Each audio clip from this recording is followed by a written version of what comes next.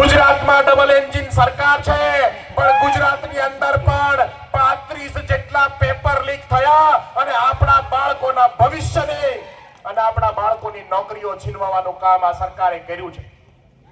પણ આપણને ગર્વ છે કે હવે ધીમે ધીમે પણ ચેતરભાઈ વસાવાની રાહ ઉપર ચાલવા વાળા હજારો લોકો આજે ગુજરાતમાં પેદા થયા છે।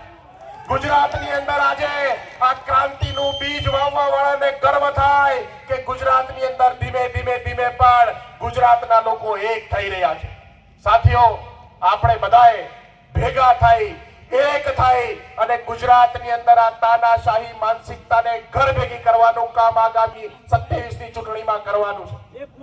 આજે ચેતરભાઈ જેલમાં છે, ત્યારબાદ આમ આદમી પાર્ટીએ આપણે સૌએ સાથે મળી અને ગુજરાતને જાગૃત કરવાનું કામ। નર્મદા જિલ્લાના આમ આદમી પાર્ટીના કાર્યકર્તાઓએ આપ સૌએ ઘરે ઘરે જઈ અને આ 1.5 લાખ જેટલી સિગ્નેચરો આપણે ભેગી કરી છે। આ પત્રો આપણે કલેક્ટરના માધ્યમથી રાષ્ટ્રપતિ સુધી પહોંચાડવાના છે।